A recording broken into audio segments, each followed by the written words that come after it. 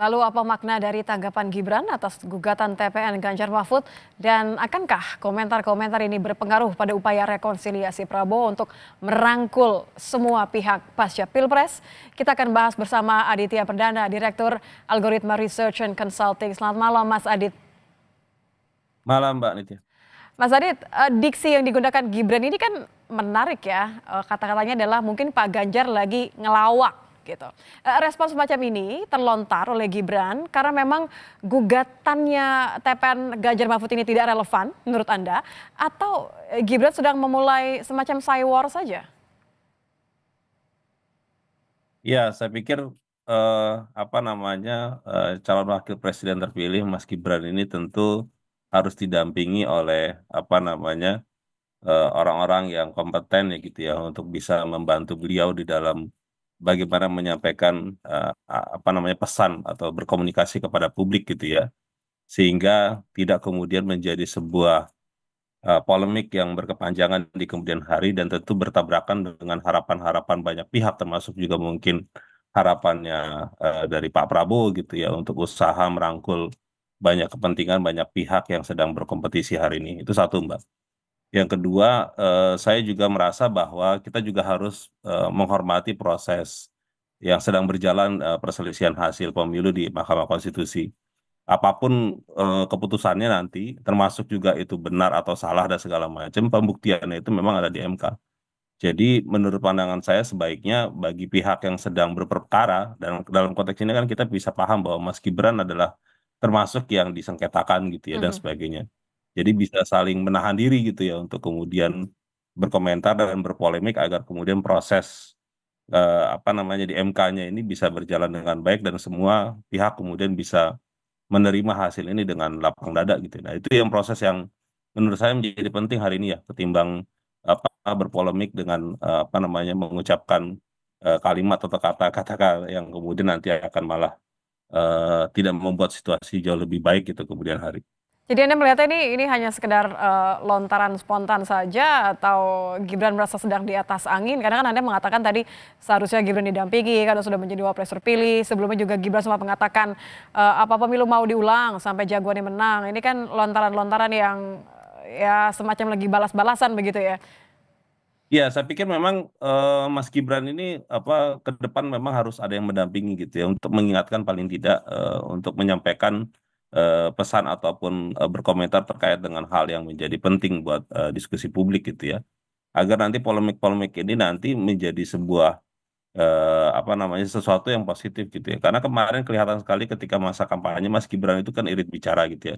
Tapi Mhm. giliran sekarang memang seperti yang tadi sudah disampaikan, ya ada momentum yang berbeda gitu kelihatan. Tetapi dalam konteks beliau sebagai pihak yang sudah dalam posisi di atas angin, ya atau yang sudah dalam posisi yang lebih baik gitu ya, bisa menjaga cara berkomunikasi kepada publik ya. Itu menurut saya menjadi jauh lebih penting karena agar kemudian semua pihak bisa saling menghargai dan berproses satu sama lain karena ini menjadi penting juga gitu, Mbak.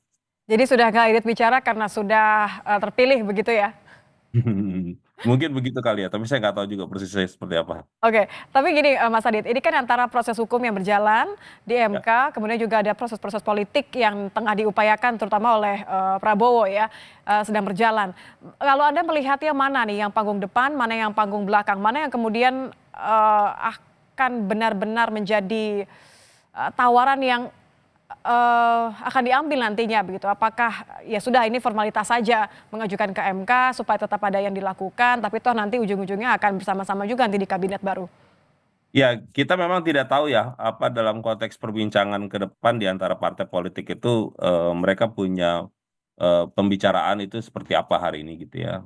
Ada yang punya spekulasi mengatakan bahwa hak angket mungkin akan berakhir kandas misalkan, atau mungkin hasil di Mahkamah Konstitusi juga tidak sesuai dengan apa yang nanti akan diharapkan oleh pihak penggugat dan sebagainya.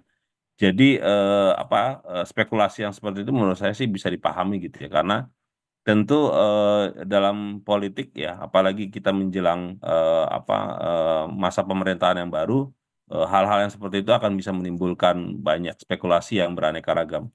Jadi dan pada sisi yang lain partai politik juga merasa punya kepentingan untuk melakukan lobby-lobby politik agar kemudian terutama paslon 2 gitu ya untuk memastikan bahwa nanti di dalam masa pemerintahan terbarunya di bulan Oktober 2024 mereka sudah punya kekuatan yang jauh lebih firm ya apa namanya koalisi pemerintahannya karena hari ini kan kalau dibaca posisinya di paslon 2 itu kan belum belum di atas 50% gitu. Kalau misalkan kita berandai mereka harus merasa terbentuk di atas 50% gitu ya. Jadi saya sangat meyakini bahwa beberapa bulan ke depan itu masih dalam proses dinamika dan politik yang tinggi juga gitu ya. Karena untuk bisa memastikan terutama dari sisi pemerintah apa Pak Prabowo Gibran gitu ya untuk memastikan mereka bisa apa namanya aman gitu ya posisi politiknya di dalam koalisi pemerintahan terutama di DPR gitu Mbak. Jadi ini bagian dari skenario itu. Bagian Apakah dari skenario, kemudian termasuk untuk besok ya, sidang MK ini perdana nih. Menurut Anda ini akan masuk ke skenario yang mana nih? Skenarionya siapa? saya Akan berjalan saya nggak menguntungkan bisa. untuk siapa? Ya, itu dia. Makanya itu saya ingin mengatakan bahwa kita tidak paham juga nanti akhirnya kemudian endingnya akan seperti apa. Bisa jadi mungkin yang di MK itu apa namanya hasilnya bisa memuaskan ataupun tidak memuaskan gitu ya. Tapi kalau saya menduga kan akan berat gitu ya karena jumlah suara yang digugat itu kan relatif cukup besar. Gapnya itu kan relatif cukup besar gitu ya. Apa namanya agak rumit juga gitu untuk bisa menghasilkan apa namanya pembuktian yang bisa dipercaya di sidang Mahkamah Konstitusi. Tapi kalau yang di apa di DPR itu juga pun apa namanya hari ini kan juga terlihat adem ayem gitu ya. Jadi Hmm. tidak ada sesuatu yang membuat publik merasa bahwa ada optimisme juga di DPR ketika mengusulkan hak angket gitu ya. Jadi kelihatannya apa namanya akan ada Kelihatannya semua pembicaraan. menunggu ya.